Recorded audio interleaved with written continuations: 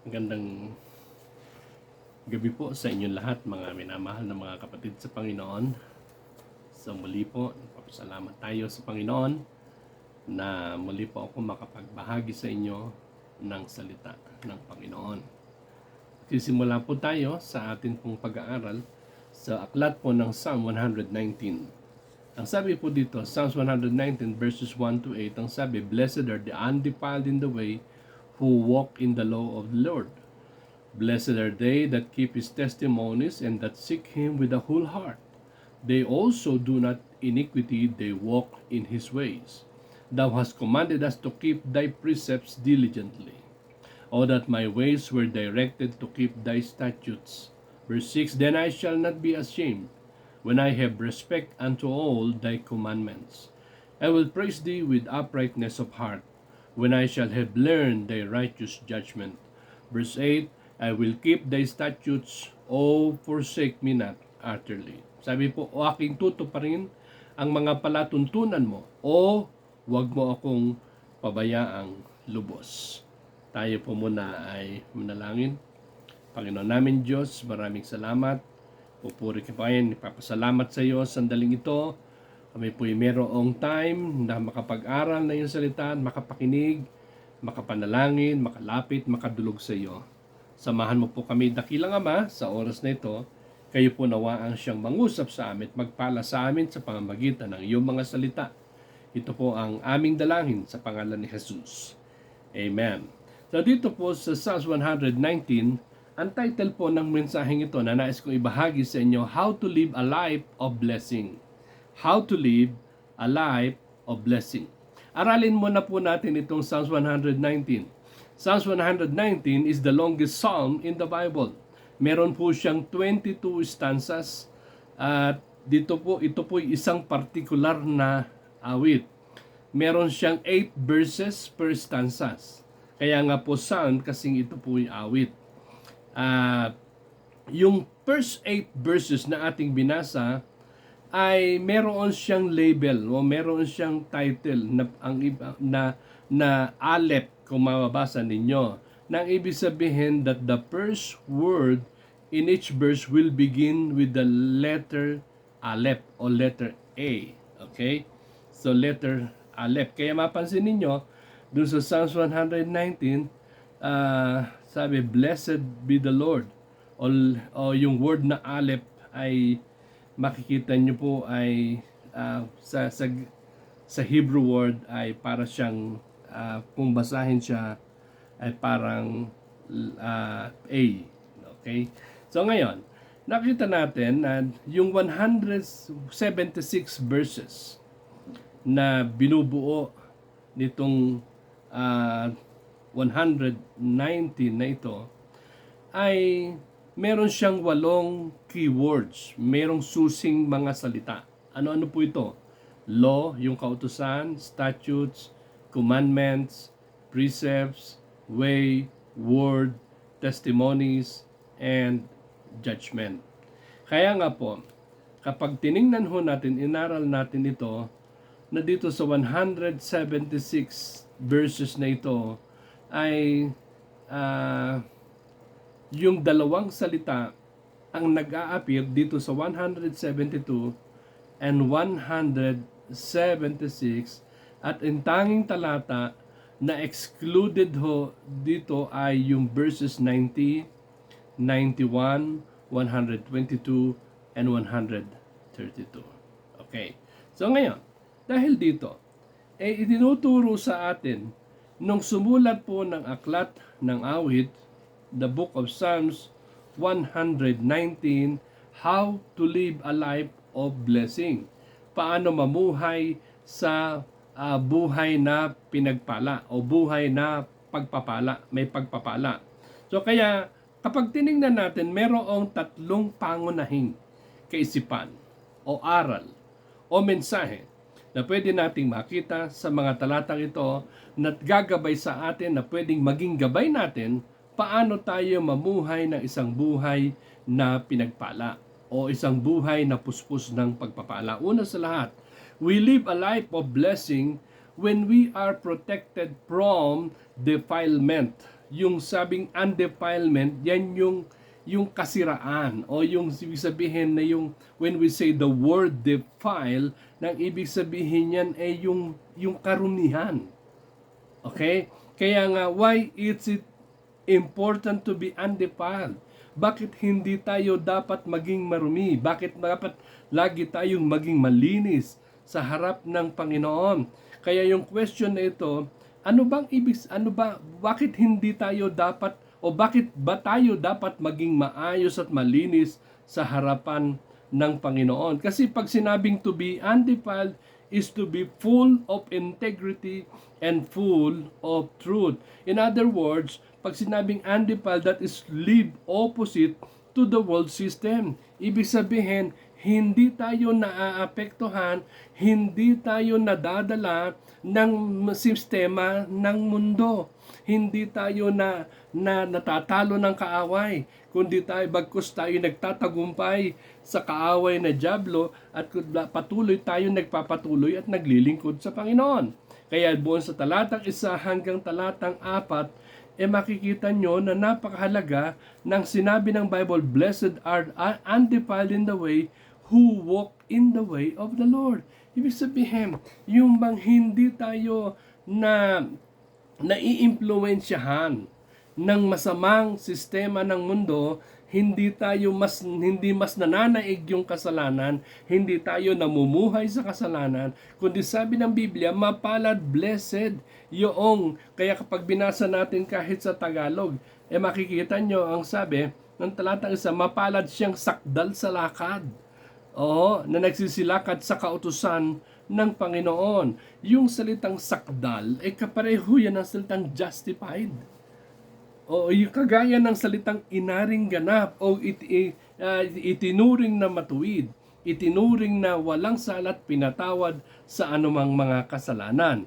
And then hanggang sa talatang 2 ang sabi, mapalad silang nangag-iingat ng kanyang mga patotoo na nagsisihanap sa kanya ng buong puso. Mahalaga na dapat ingatan natin yung ating mga patotoo. Kung ito man ay nasira, kung sa tingin man natin at sa tingin ng ibang tao ay nasira yung ating mga patotoo sa Panginoon, pero hindi pa ho tapos ang Diyos. Meron pa ho siyang magandang plano at pwede pa tayong mamuhay ng maayos sa harapan ng Diyos at pwede pa nating iayos ang ating buhay sa harapan ng Panginoon. Talatang 3, sabi, oo, silang hindi nagsisigawa ng kalikuan, sila'y nagsisilakad sa kanyang mga daan. They walk in His ways. Yung panuntunan, yung daan ng Panginoon. Dapat nating maintindihan na yung ating daan ay hindi siya yung daan ng Panginoon. Kung minsan, yung daan ng Panginoon, yung paraan ng Panginoon, ay minsan hindi naman yun ang ating daan. Kaya paano tayo magiging mapalad? Magiging mapalad tayo, magiging blessed tayo kung ating susundin at dadaanan yung mga daan at panuntunan ng ating Panginoon. Sa madaling sabi, ito'y may kinalaman sa kalooban ng Diyos sa ating buhay. Meron po itong kinalaman doon sa kung paano tayo mamuhay ng matuwid, mamuhay ng maayos, mamuhay ng katanggap-tanggap, mamuhay ng kalugod-lugod, lumakad ng ayon sa liwanag ng salita ng Diyos at lumakad ng may mabuting paglakad sa harapan ng Panginoon. Kaya makikita nyo na yung taong pinagpala, yung paano ang tao mamuhay ng mapagpala. Kaya sabi ho ng Bible, we live a life when we are protected from defilement. O tayo ay pinoprotektahan sa anumang mga kasiraan, sa anumang mga kasalanan, sa anumang mga hindi mabuting patotoo at hindi mabuting buhay. Tandaan natin kapag ang buhay natin ay laging suko sa Diyos, laging may pagtitiwala sa Diyos, merong Diyos na laging nagpoprotekta at nag-iingat sa Panginoon. How do we remain undefiled? So paano raw tayo mananatili na sakdal sa ating lakad, sa ating buhay? Una, ang pwede hong gawin at pwedeng mangyari, we are protected from defilement when we walk in the law of the Lord. Kapag tayo daw ay lumalakad ng ayon sa law, yung salitang law, that means Word of God. Kapag binanggit po sa Bible ng law, kinalaman po yan sa salita ng Diyos. Kaya sabi doon sa verse 1, Blessed are the undefiled in the way who walk in the law of the Lord. At kapag inuugnay yan sa talatang 3, they also do no iniquity, they walk in His ways. Sila'y hindi nagsisigawa ng anumang mga pagsalangsang o ng anumang kasalanan, sila'y lumalakad sa daan ng Panginoon. Secondly, we are protected from defilement when we keep His promises. Kapag iniingatan natin, pag sinabing when we keep, it means parang inaangkin natin o parang iniingatan natin o sa madaling sabi, pag when we say we keep, we have it in our heart, we have it in our lives. Talagang nasa atin, kiniklaim natin, inaangkin natin, sasabi natin, Lord, kung ano man yung pangako mo, yan po, alam kong ito'y para sa akin, at kung ito'y nangusap para sa inyo, mga minamahal ng mga kapatid, ingatan nyo ito sa inyong puso. Pagtiwalaan natin ng Panginoon na kung ano man ang kanyang ipinangako, yon ay kanyang gagawin. Kaya we are protected from defilement when we keep His testimonies. When we keep His testimonies, not only when we walk in the law of the Lord. Sabi sa verse 2, Blessed are they that keep His testimonies and seek Him with a whole heart. Thou hast commanded us to keep precepts. Alright? So, hindi lamang yung pangako, kundi yung testimonies. Kung ano ba yung patotoo, iniingatan natin. Pinoprotektahan, not just your testimony, not just yung mga pangako, kundi yung testimony natin sa ating buhay. Okay? Correct me po.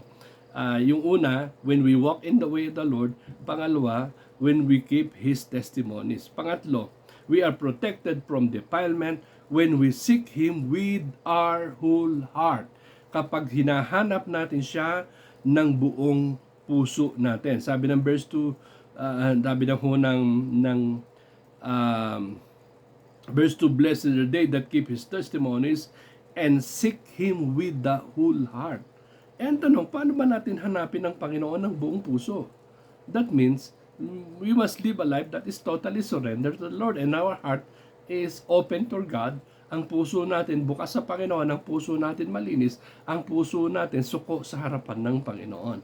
So kaya when we are protected from defilement when we seek Him with our whole heart. Pangapat, we are protected from defilement when we do no iniquity. Kapag meron tayong hindi tayo gumagawa ng anumang mga kalikuan, lumalakad tayo doon sa panuntunan ng Panginoon. Does this mean we are supposed to be perfect to never sin again? No, hindi po ganon. Ibig sabihin ba nito, hindi na tayo magkakasala? Ibig ba sabihin, dapat maging perfecto natin? Hindi po, sapagkat napaka-imposible yan sa atin sa ngayon. We have struggles with the flesh. Meron tayong sinatawag na struggle, pakikipagpunyagi sa laman, at kung minsan, nagagapi tayo, tatatalo tayo. Alright? So kaya, we must understand, dapat maunawaan natin, yung tatlong bagay involved in doing iniquity. Yung iniquity is wickedness. Yung kasalanan, yan po ay karumihan. Yan po ay mga pagkakamali sa harapan ng Diyos. Una, a calculation to do iniquity.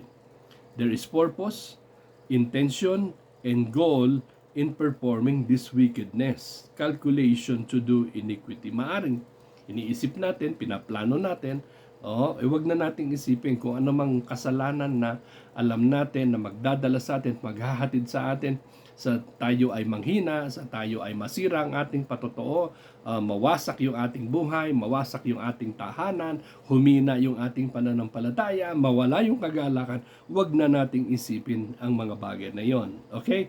Secondly, a contentment in doing iniquity.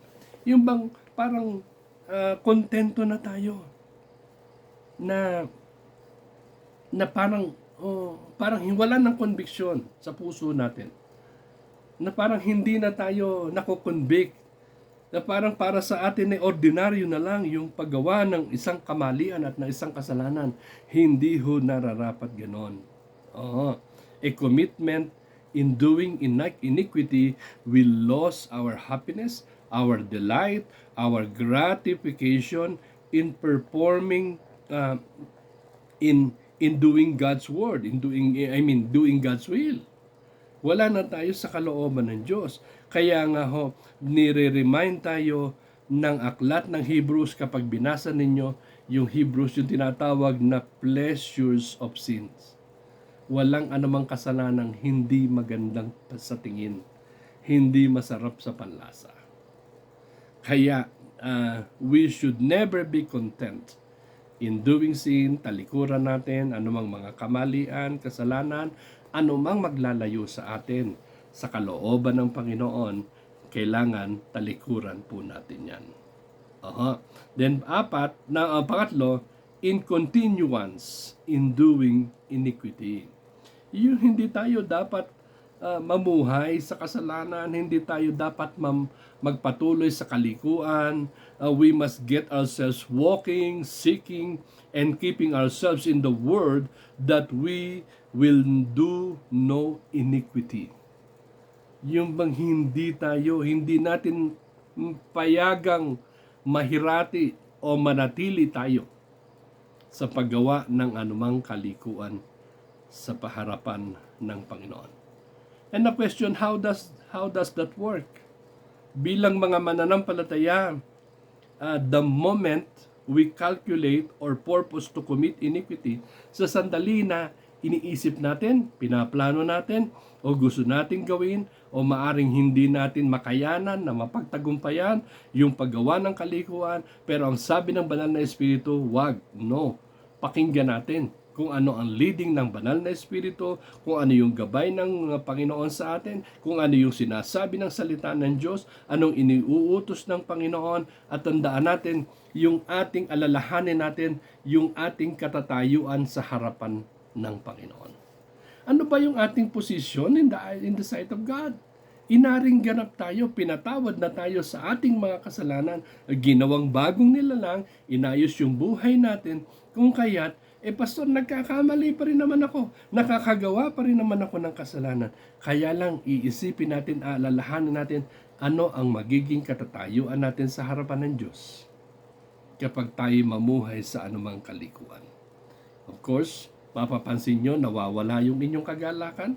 Hindi na natin na wala na tayong excitement sa gawain ng Panginoon hanggang sa mapansin natin na yung puso natin malamig na at makita natin yung ating sarili na tayo ay malayo na sa Panginoon.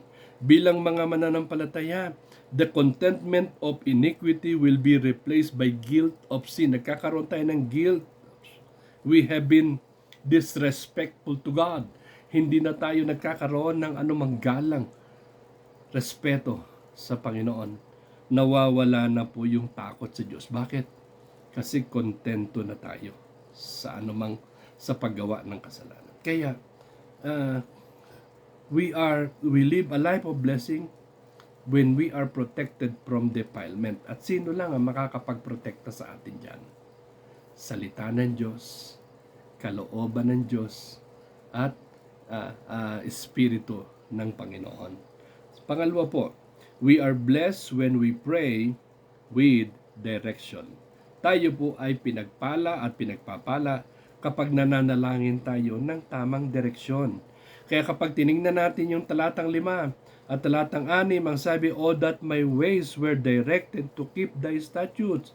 Sa Tagalog, ang sabi po sa verse 5, "Oh, matatag nawa ang aking daan upang sundin ang palatuntunan mo." Talatang 6, "Hindi nga ako mapapahiya pagka ako'y nagkaroon ng galang sa inyong lahat na mga utos." We should have reverence, we should have respect for the word, for the commandment of God. Kaya pwede tayong i-bless ng Diyos, pwede tayong mamuhay ng binagpala at pinagpapala ng Diyos. Paano? Kapag tayo laging nanalangin sa direksyon, Lord, ituro mo sa akin. Kaya makita nyo sa talatang 5, yung pamanhik nung mga awit, the psalmist plea, and he prays in a directed way. Sabi niya, nananalangin siya, Lord, ituro mo sa akin ang daan. Kaya yung sulat na ito, itong awit na ito, na isinulat ng mga awit, ay nananalangin siya that his ways would be um, would be established, na yung kanyang mga daan ay maging matatag, maging matibay. This prayer takes on three distinct direction. What is that? A prayer to keep His statutes. Panalangin na maingatan niya yung palatuntunan ng Panginoon. Pangalawa, panalangin to be unashamed. Yung panalangin na hindi siya, na kapag humarap siya sa Panginoon, ay hindi siya mahihiya sa Panginoon. Kuminsan hindi na tayo makapanalangin sa Diyos. Hindi tayo maka-attend ng church. Hindi tayo makatawag sa Panginoon. Tatawag lang tayo kapag may problema. Mananalangin lang tayo kapag everything becomes worse. Kapag hindi nagiging maayos. Pero kapag maayos o kapag tayo nasa kasalanan, minsan nahihiya tayo, napapahiya tayo sa harapan ng Diyos. Kaya ito yung panalangin. Prayer to keep His statutes and prayer to be unashamed. And then hindi lamang po yan, a prayer to have respect unto all thy commandments. A prayer to have respect unto all the commandments. Kaya sabi ng verse 6, when I have respect unto all thy commandments. In other words, the prayer is that we would obey each and every one of God's commandment. Ang panalangin niya, Lord, gusto ko pong masunod ang bawat mga utos mo, ang bawat mga kautusan mo. Kaya we are blessed when we pray with direction. Kapatid, manalangin tayo, Lord, ano bang direksyon na gusto mong tahakin ko? Anong kalooban mo na nais kong sundin? Anong utos mo na kailangan kong, anong panuntunan mo na kailangan kong sundin, kailangan kong tuparin, kailangan kong gawin sa aking mga buhay. So pangatlo and third and last, we are blessed when we praise with determination. We are blessed when we praise with determination. Tingnan nyo ang sabi ng verse 7 and verse, I will praise thee with uprightness of heart when I shall have learned the righteous judgment. Sabi, ako'y magpapasalamat sa iyo sa pamamagitan ng katuwiran ng puso pagka aking natutunan ang mga matuwid mong kahatulan. Verse 8, aking tutuparin ang mga palatuntunan mo, o huwag mo akong pabayaang lubos. Sabi ng Bible, forsake me not utterly. Kaya, we are blessed. We are blessed, hindi lamang if we are protected from defilement. Secondly, we are blessed when we pray with direction. Thirdly, we are blessed when we praise with determination. Having begin with the psalmist praising, nakita natin, nagsimula siya ng papuri sa Panginoon. Kaya sabi niya doon sa 7, I will praise thee with uprightness of heart, na merong matuwid, maayos na puso, pupurihin ko kayo, and I shall have learned thy righteous judgment.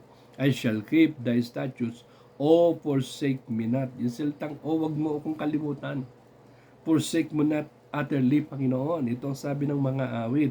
Kaya yung praises of determination, he is determined to praise with cleanness of heart.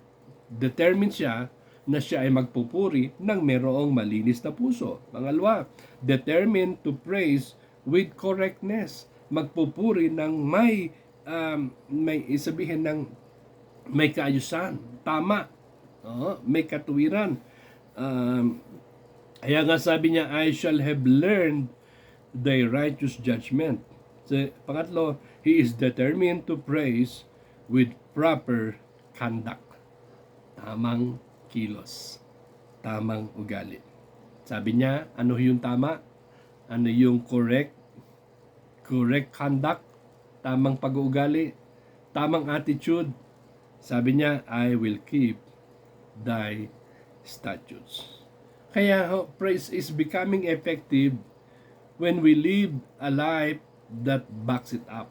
Ibig sabihin, when we lead a life, hanggang pinangungunahan tayo yung buhay natin, na laging naroon yung ating pagpupuri, yung ating pagtitiwala, at yung pagpapasaayos ng ating buhay sa harapan ng ating Panginoon. Kaya yung praise is dapat yung papuri, meron siyang malinis na puso, meron siyang correctness, opo, meron siyang proper conduct, and then lastly, meron siyang confidence. He is determined to praise with confidence. Anong confidence meron siya? Anong pagtitiwala meron siya? Sumulat ng awit 119, ang sabi niya, "Oh, forsake me not utterly." O huwag mo akong kalimutan. Kasi bakit? Kinikilala niya na walang sino mang makapagbibigay sa kanya ng higit na ayuda, higit na pag-alalay, higit na paggabay at patnubay maliban sa presensya ng Diyos, sa pangako ng Panginoon, at sa kautusan at palatuntunan ng Panginoon. Sana tayo din, mga kapatid, nasain natin, asamin natin, hindi po masama na humingi ng blessing mula sa Panginoon. Hindi po masama na, "Lord, please bless me. Pagpalain mo ako at pagpalain mo ang aking buhay."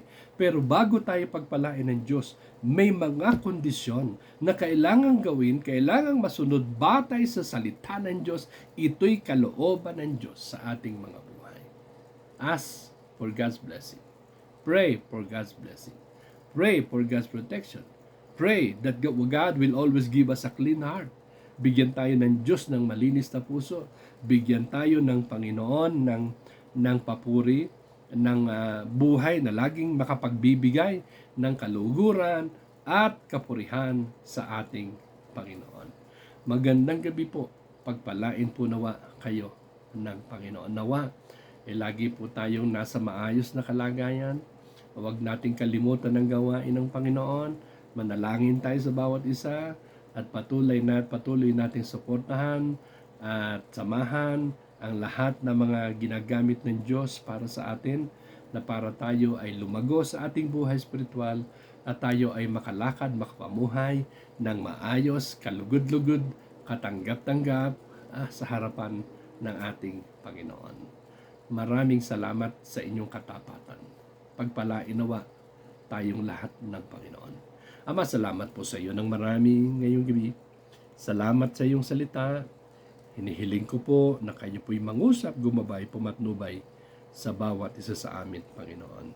Ito po ay aming dalangin sa amat dalangin na masumpungan mo kami, na kami laging sumusunod, laging nagtitiwala, nagpupuri, nagpapasalamat, sinusunod ang iyong kautusan, at patuloy, Lord, na inilalagay namin kayo, laging nakatahan, laging naaalala namin, Panginoon, yung mga pangako mo, panuntunan mo, palatuntunan mo, lalong higit yung mga kautusan mo sa aming mga buhay.